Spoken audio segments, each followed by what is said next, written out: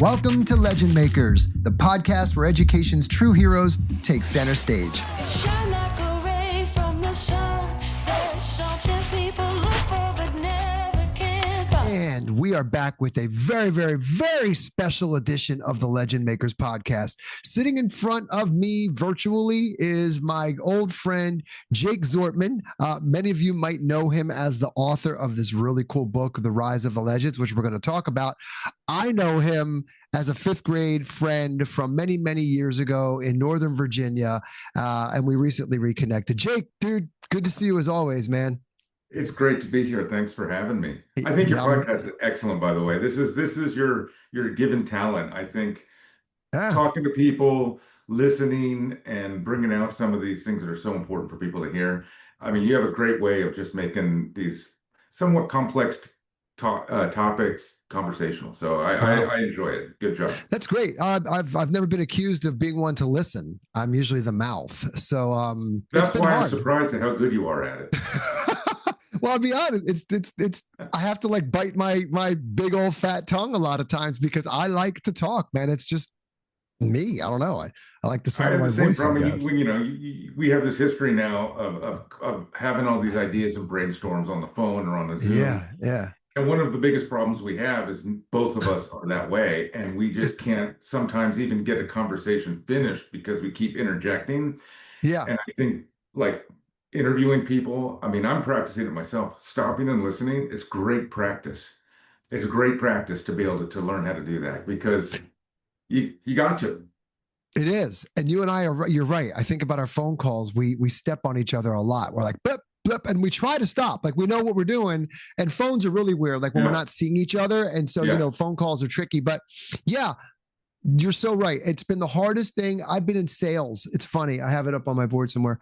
It's right there. Back in sales, years and years ago. We're going back 30 years ago when I first started getting into sales. We used to keep these little postcards, me and my colleague, when we would go out on calls, and the postcard said STFU, shut the F up, right? And we would, if one guy was rolling, we would just like kick the guy under the desk and be like, like you got 2 ears and one mouth for a reason, especially in sales, right? You want to hear. If you don't know what the other person's, you got to hear. Plus, it's just common courtesy when you're like, you and I go back, right? I mean, but nobody likes a loud mouth, and it's really nice to be heard. And so when I'm interviewing a guest, nobody wants to hear me talking. Like the whole reason to have a guest on is so they talk, right? I mean. Some guests make it harder than others, right? Some people really, you wind them up and they go. That's what makes me actually a very good podcast guest, actually. When I'm on other people's podcasts and they're interviewing me, wind up and you go. They don't have to say much. I just go. So let's get into this. I want to start with something really cool. So for those that don't know, there's a backstory here. Jake and I grew up in Northern Virginia, a little town at the time called Reston, Virginia. Now it's like a mecca, right? Like there's Google headquarters there. It's huge. There was like one stop roads and paved roads back then, but that does sort of tell everyone how old we are. But yeah. Well, we are old, right? Like I don't know. I'll be 60 in July. How old are you? I'm 58 and a half. You're 58 and a half. Yeah. You put that half in there. So the only reason we know each other is because you got held back. Yes, I did in third grade. That's a great story too. So here, I'll tell you a really great story. I remember, so third grade, here I am, and I go to Forest Edge Elementary School at the time over by Lake Ann. So we lived in Reston, Virginia, really cool place. You can look it up. It was like a planned community, awesome kind of place to grow up at the time. Anyway, I'm sitting there in third grade, and this is 1970. Third grade, 74, five-ish. So I got my Walt Disney's The Jungle Book 45 disc record to show for show and tell. And I remember sitting there and hearing everybody like, well, wah, wah, wah, wah, wah. It's like first period class. And I don't know, this is just my recollection, but I remember thinking like, I don't want to be here. I was like 10 and I was like, I slipped out, like again, 70s, right? So I just kind of stuck out. And I remember hiding behind so I got out of the gym and I guess first period came out and there was like gym and they were playing out in the junk. I remember hiding behind a dumpster and like watching everybody. And then I just made this mad dash and I ran up Wheelie Avenue, which was this, for those listening, this big road that went up, and I don't know, how far do you think it was from like Forest Edge Elementary to like I never went to Forest Edge. Lake I Ann. started it. Say Lake. So say Lake Ann. Yeah. Is that a mile? Was that a mile? I don't know. Anyway, I ran the whole way and I got to the apartments where I lived at the time. And anyway, I got caught. And then I remember they brought me in and they were like, so why did I said it's too hard and all this? So they set me back. Anyway, long story about why I got set back. So I was set back. Yeah. You and I were in the same class. Anyway, we hadn't seen each other. Fifth grade was a very interesting grade. We had a male teacher. I think a lot of us were divorcee kids, Mr. Meme. And, that was the 70s. We were latchkey kids, divorcees. And I think the fact that we had like a male figure role model, at least for me, I can only speak for myself, but I think in hindsight, I didn't notice at the time exactly, but in retrospect, I think that's why we remember this one so much. Because I can't tell you sixth grade and I can't tell you a fourth or third, but I can tell you about that fifth grade classroom and the people that were in it, you and Conrad and John Zitelli and all those guys, right? Like I can remember that, which is wild because it's so long ago, but it's like indelibly imprinted in my brain that fifth grade class for whatever reason. Anyway, so here we are. All these years later. Yep. Star Wars came out that year. Yeah. So 76. Star Wars came out. That's pretty memorable that's generationally memorable, right? And I remember that is one thing that was. But anyway, you as a kid always showed up to class you brought Kiss albums. I went from Walt Disney's The Jungle Book I remember Destroyer in particular. Yeah, that 50-year anniversary. 50-year anniversary, yep. Yeah, so I was 10. So I was 10.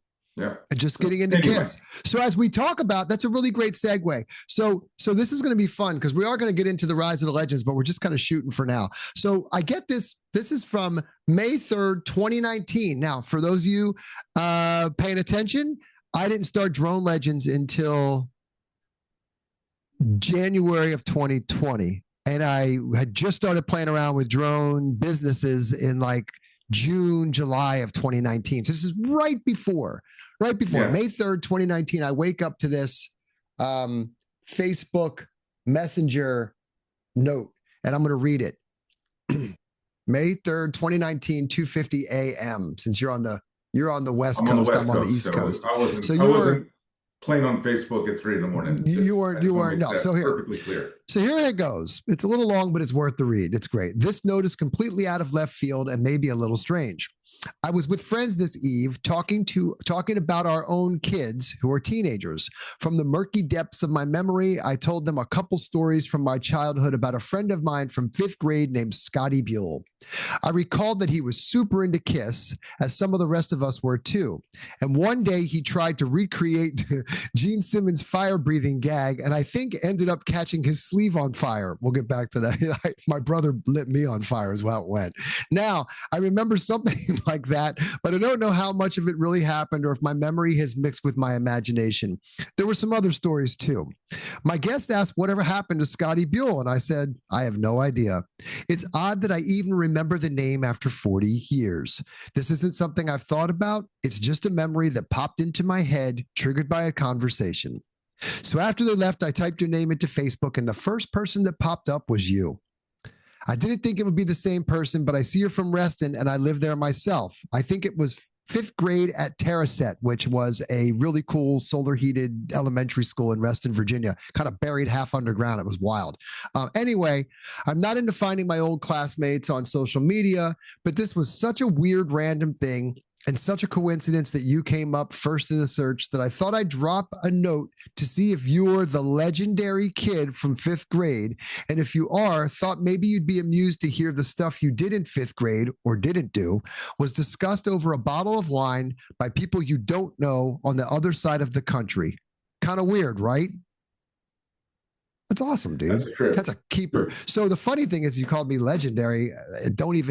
Maybe you planted a seed that I would call Drone Legends Drone Legends. Maybe you're just legendary. Oh, well, okay. Maybe just nuts. Look, I remember your arm being on fire, and I remember we put you out in the snow. Yes. So here's how it went. Kind of legendary. You're You're pretty right. That's pretty legendary. So my brother, we used to, so for those, okay, we were Kiss kids, 1970. So instead of just like doing some of the typical butane that some people will do, we literally used to take nude up newspaper and roll up and make torches. I don't know, a couple feet long, right? Maybe.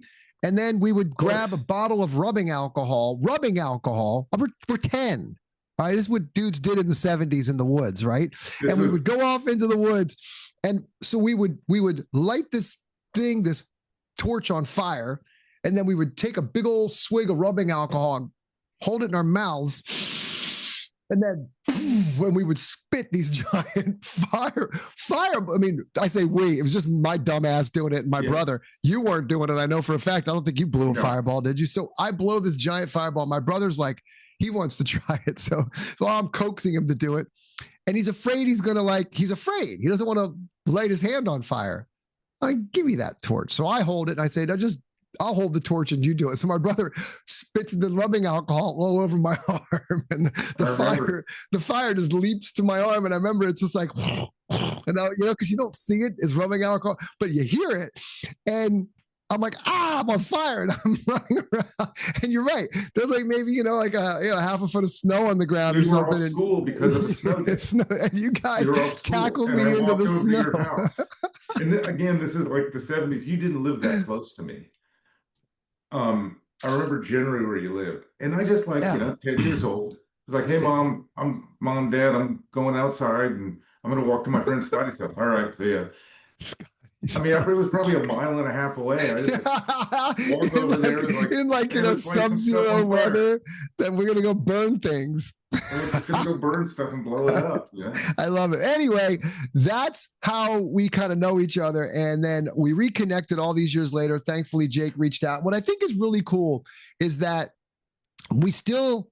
I mean, look, dude, we could have met each other and just disliked each other immensely. Like, we could have literally met each other and been like, oh, that guy, I don't like that guy at all. We kind of almost picked up where we left off so many years ago, like 50 years ago at this point almost. And like wild, right? So we get to talking, and I guess a little time goes by. What are you going to do with that? That's fun. I think we shared a couple of things, a couple more messages in here. And then, life goes on and we chat. And no, I remember you were showing me, you reached out because you saw what I did. We got connected on social media. You saw and tell people what you were doing and what you're doing before I met you. A director of photography, which is a cinematographer. And you're out in LA. Geez, I don't like to say how long now, but a long time I've been doing that. We're old. We've already established that we're old guys. Okay, so you can just say it. So I've been doing. That's what I do. I work in the motion picture business in Los Angeles, and you were like, hey, I do this drone stuff, and I'm doing some real estate photos. You sent me some of your clips, and you're like, hey, I'm just putting it out there. Right. And I was like, hey, that's really cool. I'm great. I stored it away. That was I think that was in the fall. I think you said I reached out in May. And one thing is just, this is a good lesson for folks. I mean, I wasn't going to reach out to you. Yeah. And I did, because I thought it was weird, to be perfectly honest. I'm like, wow, that's the weirdest thing in the world, to reach out to some dude that you were fifth grade with.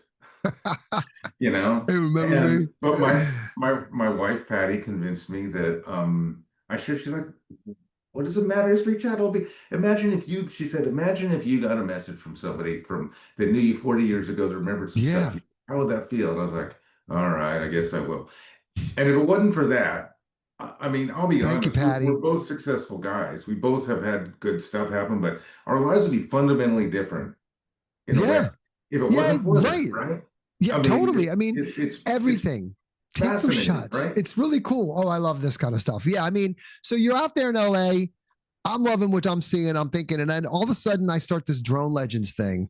And now we really get to talking, because in my mind, I'm like, I always wanted to create some sort of I wanted to create like we had talked about an animated series or something like this. And you and I would go back and forth.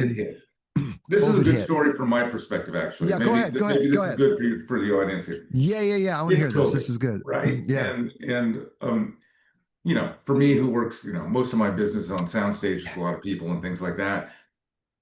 suddenly faced an existential problem of what am I going to do? And I had a little studio and I had all my cameras and all that stuff. And I started building these remote systems and put it out Yeah. there to networks and TV studios, and immediately had a ton of business. I mean, literally in March, by April, I was doing jobs in this remote world, and I was busy, so I was in my studio all day long.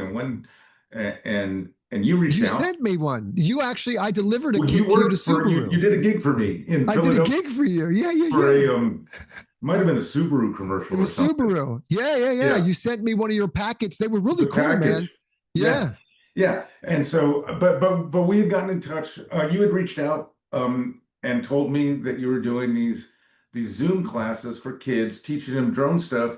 And you thought, hey, this could be maybe I want to create this thing that maybe has like an animated series along with it. And I don't know anything about that. And you work in Hollywood, blah, blah, blah. And I was like, yeah, Yeah. sure, whatever, dude.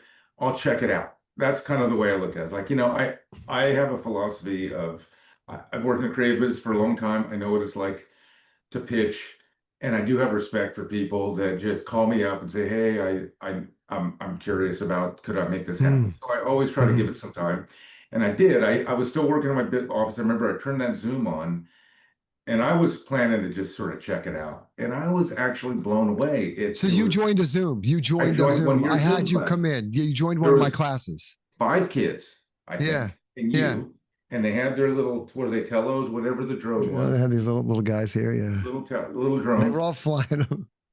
And this was COVID, and Yeah. everyone's freaking out. Kids can't go to school. Kids can't even go out and play and have a social life, right? Right. Right. Right. And here are 5 kids interacting in, virtual space with each other, having a blast, learning some basic, fundamentals of geometry or whatever you were teaching that day. And part of it was your enthusiasm and your face. You were having a blast, Yeah, I was loving it. And I thought this is really cool. I thought to myself, no matter what else, I want to, this is great. This is good. This is good stuff. So then we just started talking, and it just went from there. But that was a Yeah, great experience, and that's what sold me on it was it watching was people's fun. class. I did have a lot of fun doing those. You know what it was? I had quit my job. I had quit kind of corporate world. I had been so disillusioned. I had just gotten into a really bad funk, and I quit and started the drone business, which was like I got my part 107 and was doing aerial cinematography and things, and that's going okay. But I honestly didn't see a future in that. I didn't see where I was going to take it. I was like, I felt like there was something missing. Getting a little older, I wanted to have more impact that working with those kids. I mean, so now we're shut down anyway. So everything's shut down. And it just was, I thought it was going to destroy what I had started in January, right? I was out here trying to build drone clubs and I'm going to the schools and I'm getting people to pay. And some people are starting to register and I'm going to the cat. I'm seeing all this stuff because it's like it's right now, 6 years ago, like literally this week. It happened this week. That's right. So I'm seeing all these memories pop up on Cheers. Facebook and Instagram, and I'm seeing like where I was and what I was doing, and I'm like, wow, man, we went right online, and I did have a blast because at this point now it was kind of like, what else am I going to do? And I remember in those moments being extremely cup full. I loved it. I loved working with those kids. They brought out the kid in me. They were some amazing, some of those, I think of these kids today. Some of them were so incredible, so smart, so fun. They were all into it too. And their parents were so grateful to have something for their kids to do. I felt like I was actually making a difference. I felt like I was really doing something worthwhile. And so you're right. The look on my face, if you go back and look at those old, I should post some of those old Zooms. They were hysterical. I remember I had a little kid, Andy, cutest little guy. He couldn't get the app approved. I mean, some of these parents are working and the kids are in their bedrooms, like with me on Zoom. And so he ends up calling Not safe. Apple. It was fine. I mean, the parents knew who I was. They paid for the program, but I'm over here on the other side of the world, right? But he ends up calling Apple and we're all watching. So he's in one of my groups. And I remember they're like asking him all these questions. He goes, I don't know. I'm 10 years old. the Apple guy goes, I can't talk to you anymore. So it's just fun. Anyway, so you and I start having these conversations. You see that it's fun. We're doing it. And I'm starting to build this thing out. And then you're right. We started to talk about this universe and this animated thing. And I remember we bounced a lot of ideas, and the verdict we came down with, I think collectively, was animation is going to be really hard and really expensive. And I just remember, again, all recollection, 6 years now, but you going, I've got a book in me. Like you're like, something to that effect. Like I've always wanted to write a novel. Like, I've got this, I've got a lot of ideas, and I've always wanted, there's a book in me, man. And we're just like, then go do the book. And at that point, it was kind of like COVID was easing out, and we had built this system, and you're doing work, your business is booming. And so, how things happen. We say these things, and and you kind of go off and do your thing, and I'm over here doing this thing. And then, we'd get a little teaser of a manuscript. But I remember at one point, and again, I'm truncating this, but it got real, right? And it was like, hey, here it is. And I was like, huh? Wow. And it was good. And I remember reading it going, oh, and it was raw too, right? Like you handed me like a raw thing.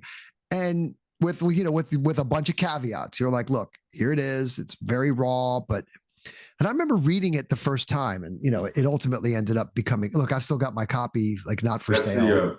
That's the original. It's the first copies, the pre-sale copy. So, and I remember just reading that PDF manuscript, like kind of on my iPad or something. And being really blown away, like never expected what I got, right? Like I didn't know what I was expecting, but I never, for those of you that have not read this book, I'm telling you, it's really cool.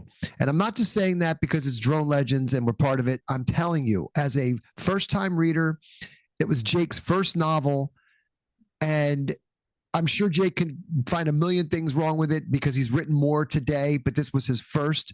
And I got to tell you, it blew me away. It just blew me away. And as I got deeper and deeper into the book, we were talking about Alyssa, who was reading it. And she clipped a little excerpt from it, the epiphany of Jorge.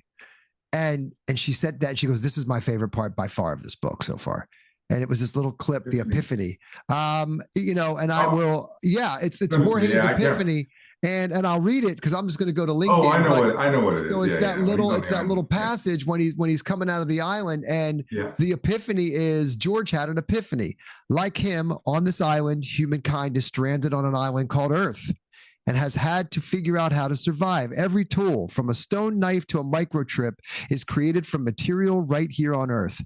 Tool makers, that's what we are. We see a problem and create a solution out of things. Everything we need to solve our problems is here. We just need to build the right tools. At that moment, George realized what he wanted to do with his life. Invent the tools to make the world a better place. That's out of the book. That's straight out of the book. It's a little excerpt from the thing. So that's how this became. So again, for those watching or listening, you can get it on Amazon. It's called The Rise of the Legends by Jake Zortman. For what, $14 or $12 or something, you can get yourself a cool book, and it's really awesome. I mean, you're just going to love it. And it gets for your kids or just as an adult, read it. It's so much fun. Anyway, so let's get into you, man. Let's talk about the book then. Let's talk about what you've been doing. So tell us a little bit about I know the inspiration for the book, but when you wrote it with some very particular things in mind that you were trying to accomplish. Well, I think there's a few things that coalesce, like maybe, and the same thing was going on with your life too, when you found that there was more value than making money. And like, if you can make a living doing something that actually invests in the future generation and gives you some payback, some actual payback of your humanity, then that's better than just getting a paycheck from doing something else. So we're in the same place in life. So I think those motivations are there. Part of what happened with me was two things. One, I have two sons. When they were growing up, I took them camping and sailing, and we did a lot of outdoor stuff with their hands, and they loved it. And I noticed a lot of their friends really didn't. I mean, my boys can build a campfire. My boys can sail boats. My boys can do all that stuff. And a lot of kids just, and that's the way we grew up. Like we grew up, and even if we didn't have a father around, we've already established we can light each other on fire. We knew how to light fires, whether it's our friends, brothers, or the cook. Yeah. But anyway, the thing is that I would always explain to them along the way, like, hey, the reason the water's boiling in the camp stove is because the molecules in there are bouncing off of each other, and that's what you're Yeah. doing. So there was always some of that. Hey, we're camping up in Oregon. You notice the sun's going down a lot later than it does at home in Los Angeles because it's summertime and Mm. the Earth's axis. So everything was wrapped around these concepts. And my boys ended up becoming, now they're both mechanical engineering students in college. So they've done Great. great. But part of their fascination was be understanding how these things worked. It wasn't just what they learned in school, like going and doing all the math that they had to do. I'm not a math guy. How I ended up with two mechanical engineers, I do not know. But I think a lot of it was those concepts. That's one thing. Mm. When my Hmm. eldest son became a freshman in high school, he went to the orientation. And I got up there and I said, all right, now as your childhood is over, it's time to be on your career and your college and career path. You need to know what you want to do with your life. Your summers need to be about building your resume and blah blah blah. And I was like, what are we doing to these kids? I Yeah. mean, Yeah. he's 14 years old. I mean, he does well in school, but at the same time, there's more to life than building your Yeah. resume when you're 14 years old. There's experience Y- in life. And I For told him, sure. and he tends to be very hard on himself about accomplishments. He holds, if a teacher tells him to do something, he has to do it really well, and it stresses him out. And I was like, dude, keep doing well in school and grab your skateboard, surfboard, mountain bike, go off and screw around with your friends, do your stuff. Make sure you have a childhood because you're actually an adult for the rest of your life. You're only a childhood for this little That's right. window. That's So right. some of Yeah. it was all in that, and I was concerned that in schools and there was this tendency to focus on testing scores and to pay attention to college paths and these things. And I wondered what was happening to kids like me who probably not getting to college today, kids like you who like No. were anxious and running around and doing stuff and had trouble sitting still and didn't get great conduct marks in school and things like that because the academic approach just didn't jive with the way we learn things. Yeah. Right. Right. So anyway, I when I watched your that first lesson that you did on Zoom with the kids, all that stuff came together. All of the things that I had experienced along these lines came together, and I thought, you know, kids want to do things with their hands. Kids want to experiment and do stuff, Hmm. and we learn through narratives. I mean, there's Yeah. a reason that, for thousands of years, people, sat by lamplights and told the stories that became the Bible that were teaching lessons of people, or we have nursery Yeah. rhyme. We teach kids through nursery rhymes and things like that, that's the way we learn. So I put it all together and it's like, a great way to reach every kid is through a story, through characters that they can relate to an existence they can aspire to have, Hmm. Hmm. and doing things, Yeah. and so that's the basis of the Rise of Legends. So it's a mix, and so of course with Drone Legends being a fantastic STEM sort of academy that is a great program for reaching these kinds of kids that may not be doing great in math necessarily, Yeah. or maybe they are, it Yeah. doesn't matter. That by writing this story and incorporating real STEM, like making sure that I adhered to what was going on in the schools so that schools could use the book. Yeah. We It's Yeah. an adventure where the kids are on a fantastic adventure that anyone would love, that inspires kids and engages them, but they're doing real STEM principles in the course of the Hmm. book. And Hmm. that was the Such as, like, motivation. give us an example of one. I know there's many, but give us one. Yeah, yeah. Well, for instance, you mentioned George, who is George at the beginning of the story, but he decides to go with his given name of Jorge later in the story. He finds himself marooned on an island and has to get through a night all by himself and has to figure out how to navigate. And he remembers a lesson that he learned that you can take a sewing needle and by rubbing a magnet on it and letting it float in a little bit of water, it's a compass. You Yeah. magnetize the iron in the needle and it becomes a compass. And he uses that to find his way to a place on the island where he can be rescued. Yes. Um, Yep. Yep.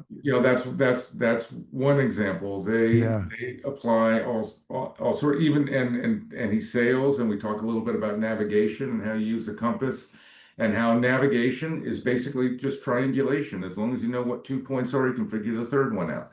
Mm-hmm. And Mm-hmm. so the story is filled with these polarized lenses. And I think and they use gadgets from the past, which is really fun because the Yeah. great thing about the age that preceded us, when the Industrial Revolution started to make the types of machines that really led to our modern era, they were very tactile. And so they find an old crystal radio, right? And an old Yeah. crystal radio is the first type of radio receiver. Most people don't know this. You don't have to plug it in. In fact, figure out how to plug it in. They're like, how does it work? Well, it actually is Right. powered by Right. radio waves. And Yeah. you put it on and you can find the frequency and you can hear radio. It's You can hear a amazing. It's broadcast amazing. on it. And you can go out and get little crystal radio kits right And now, you can right? get crystal radio kits Yeah. and they use a sextant and they use and compasses. So they use these traditional things, which are great to learn those fundamentals, but they also use like Kendall, one of the characters, one of the team, has what we would call augmented reality glasses, but hers are like augmented reality glasses on steroids, right? So this is Kendall over here, right? That's Yeah, Kindle. yeah, yeah, Yeah, we could put up yeah. then there's like our cool, Website and the it illustrations. has the cool stuff on. But Yeah, yeah, her yeah, yeah. glasses do way more than any glasses do today. They are fantastic. And the point, and they do use phones in in the book because it's important for kids to not only understand the fundamentals, not only understand how things work, but also to embrace the fact that they live in a technological world and they'll be using those Yeah, tools well. So that's kind of the basis of it. it's great. So the website is riseofthelegends.com. Yeah. And on there are character studies, educational resources like a novel unit study, standards alignment. There's other things up there as well. You can meet the legends. You've got some cool illustrations of what these characters look like. Jazz is a great character. He's their teacher. Gimbal from the future. This is a time travel book. So what I love about this blends. I think what struck me, if I had to describe this book, it captures kind of that Spielbergian 80s era movie vibe of like E.T., Yeah. the Goonies. It's got that kind of a vibe to it in the sense of it's a group of these young kids that are kind of running around with very little parents around, right? You don't see the parents too much. Yeah, very ET-ish and like Goonie-ish, but with some time Yeah. travel mixed in. You got a little Terminator-y Little, stuff coming back little and time little travel. time travel, which is Got really cool. a bad kid. You got a bad kid. You got a great, cool teacher, Jazz Went. So tell us about Jazz. Jazz Jaswinder is cool. Singh. Jazz Winder He Singh. is their teacher, and he is that teacher that you had in school that was just there for the joy and love of teaching. And he runs the after school extracurricular drone program called Drone Legends. There you go. Yeah. Yeah. There you go. There's the tie-in. And and and so he's sort of the mentor figure, part of what made the Spielberg stuff great. And it's almost a little bit like the Peanuts in a way, right? Where it's the Mm. kids' world, the parents are like, wah, wah, wah, wah, wah. Yeah. You Yeah. know, Yeah. Yeah. we don't have a lot of adult characters in the book. No. The kids, these are five kids that are out there solving solving a mystery Oh, and believing that they're saving humanity, which they actually truly are. So the premise is this. This is the thing. yeah. Tell us Is about the book. is that it's called The Ledge. First of all, this is from a writer's standpoint, right? I've got this idea to write I guess I could call it a brand novel, right? The brand is Drone Legends. The brand is Mm-hmm. Scott's Drone Legends, right? So we've talked about this a lot, and we know, first of all, in every child lives a legend. We know that we're reaching out to kids and trying to bring them back into a tactile experience to show them the wonder of the world Mm-hmm. and not Mm-hmm. be afraid of science and technology, to understand that they can do it. So that's that's our ethos. That's what we're doing, right? So how Yeah. do I make that into a story? And so then, I literally woke up with this story one morning in my head. That's what happens to me a lot. But you would come up with a way that I could weave this into a cool, engaging story and capture all of this. And so the idea of legends. So how do I work legends into it? So my idea was a little bit of a time travel thing where um what happens early on is they're out in this drone class. There's only three of them at the time. The whole team hasn't come together yet because, right, part of the story is dealing with bullies and learning where people's anger comes from and being forgiving and accepting. So the team actually Mhm. grows from the original three at the beginning of the story. The original three, which is Michaela, our main character, Kendall, and George, go out to fly a drone mission, and they don't realize that the bad kid, Malcolm Avar, who's a really bad kid, like has a hideout under a house, bad kid, right? And is pirating Wi-Fi and doing all these things. That he has decided he's going to play a trick on them and hijack the drone. And in doing so, he flies it too close to power lines, which causes the power lines to arc. A bolt of electricity comes flying toward Kendall, who's holding her remote because it wants to find the ground, and something boom intercepts it, and they all fall to the ground. They don't know what happened, but they find this weird looking drone thing. It is bigger than their drones. It's sort of translucent, colors sort of flows through it. It looks like a drone, but it also looks like it's something from another planet. They don't know what it is, and it's kind of it's not turning on. It's just sort of a little fried from hitting Yeah. that electrical bolt. So they don't know. They do the only thing that's rational. They pick it up and they bring it back to their teacher, Jaswinder Singh, Mr. Singh. Mr. Singh, who lives on this really cool boat that he has decked out that's sort of like that is like off the grid. It's like a Yeah, he really, lives on a boat. It's so cool, right? he He wears starts to Hawaiian mess around shirts. with it. And he's looking at it and trying to figure out and look at the spectrum it emits. And he's blown away because it's emitting what are called theta waves or brain waves. He can't figure that out. And he's looking at it, and as he's trying to tune it, it seems to engage some sort of playback in the thing. And on his computer screen, he starts to see this world which looks like the future, like, drones, doing agriculture and all these things. And then all of a sudden, it's the presidential seal and what appears to be the president of the United States with flags behind her. Um, and the president speaking, and it says President Michaela Condono. He's like, what? Wait a second, Right. that's this kid in my class. That's weird. And then he goes and wonders what's going on, falls asleep, and wakes up and finds out that this thing is awake and it has three personalities that argue with each other. Yeah.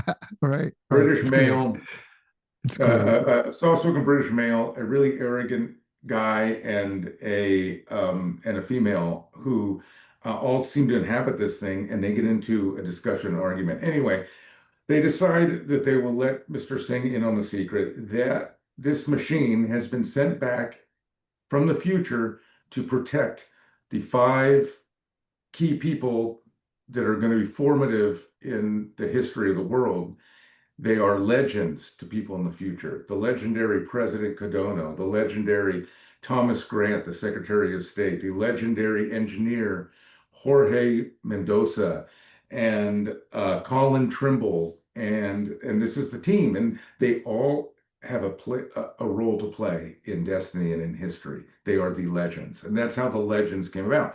So the story is Jaswinder can't tell anyone what he knows, and he's sort of and the drone called Gimbal, the which he names Gimbal because of the device that hangs under a drone Yeah. he just gives it a name. Its actual name is something I can't even say. It's like human cyborg, blah blah blah. Yeah. Anyway, Gimbal. so and so those two are sort of they are the adults in the room, but they're sort of out of the room, and the kids are in the yard figuring this out. And so Michaela and her friends find an old journal in a secret attic in this creepy house that Michaela's family has moved into. And it sets them on this, and it talks about And the the journal's from Emily, right?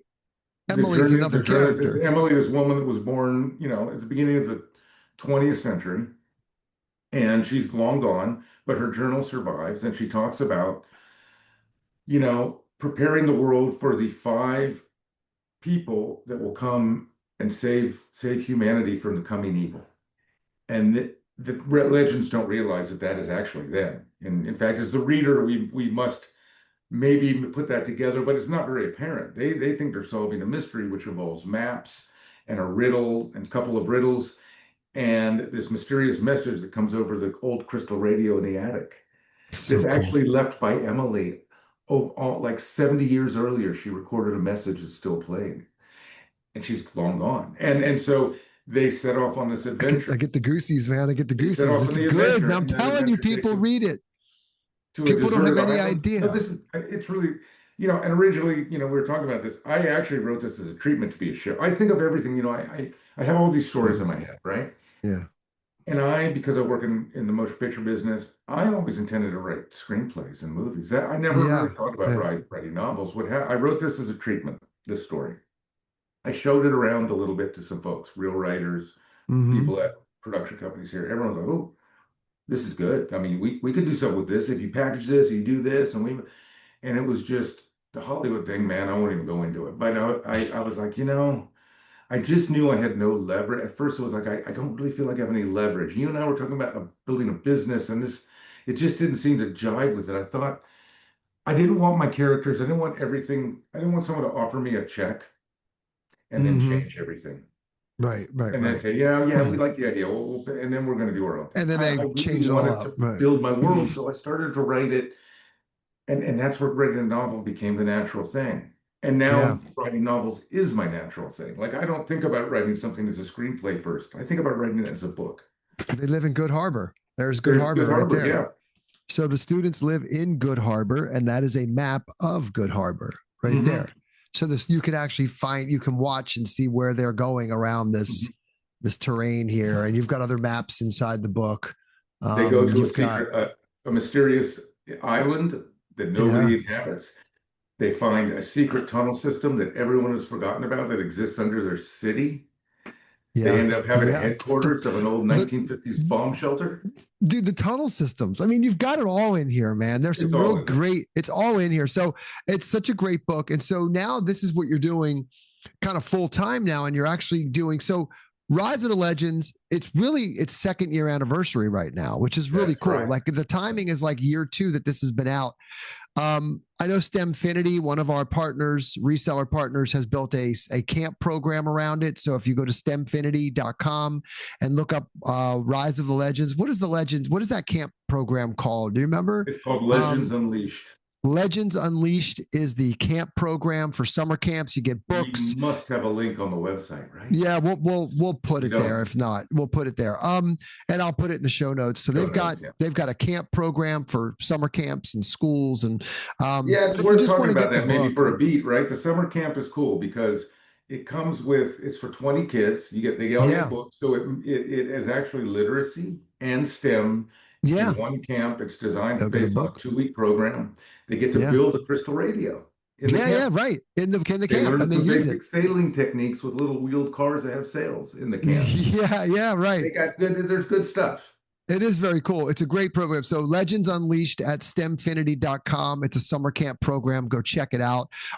Let's talk about look, mine at time. What are you doing now? Like what's next for you? Like what's on the horizon? I know you wrote something else that's pretty dang cool Yeah, I'm too. I'm shopping a A book, little different genre. a A different little different. genre. A little different. It's different. I mean, I'm fascinated by sort of the, technology, and I do like the sci-fi genre. I like the speculative world. And so this is an adult speculative novel, takes place, in our future.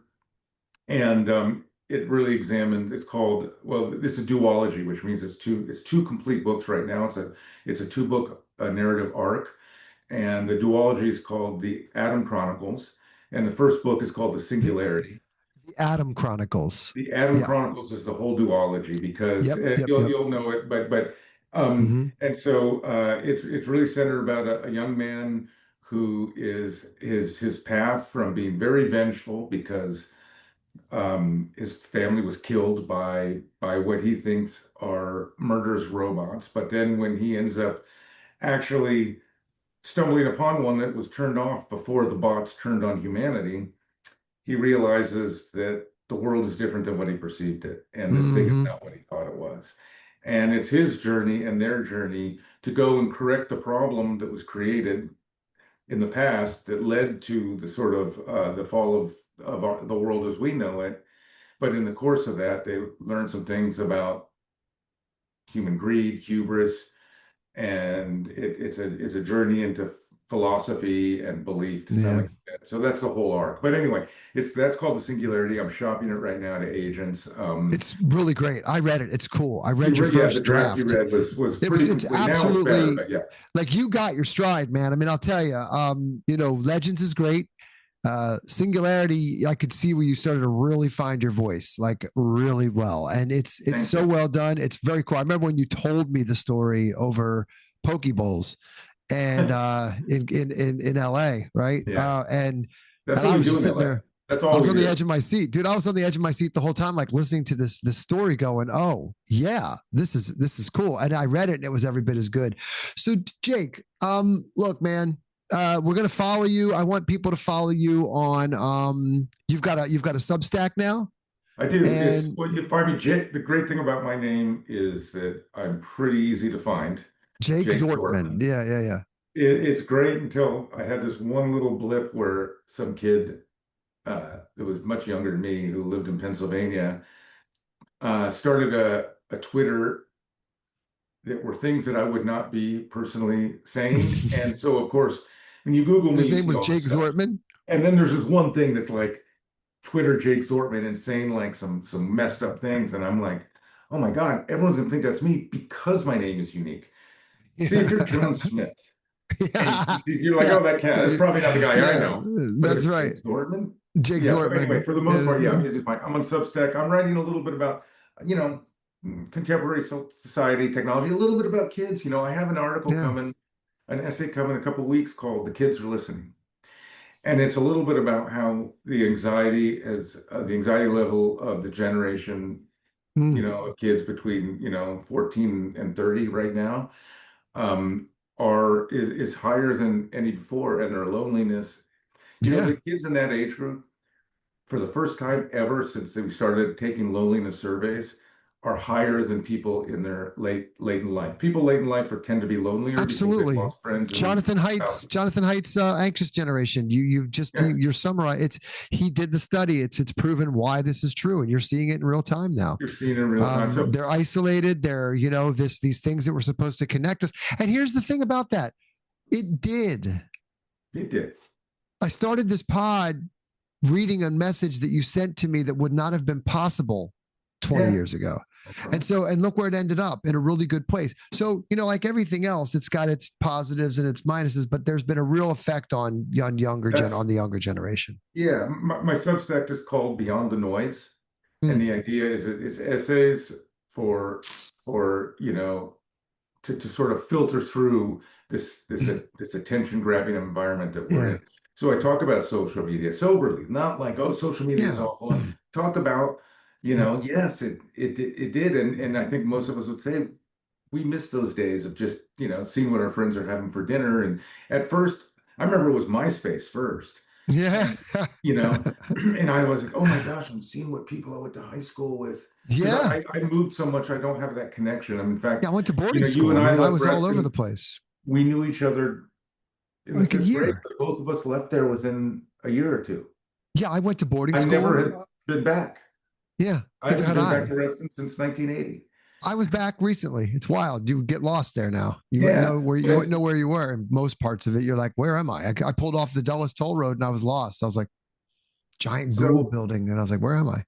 social media can be positive. The problem is Yeah. that the incentive structure. Well, we don't have to get into this, but the problem is the way it's evolved. The incentive Yeah. structure Yeah. Yeah. is what's messing it up. But anyway, Yeah. that's Well, we're the gonna point read is to be you. aware, right? The point is just to be Follow. aware. Yeah, man. Absolutely. We're gonna follow you. Jake, the book's amazing. Singularity sounds incredible. The Atom Chronicles sounds cool. The duology, I'm pumped for that.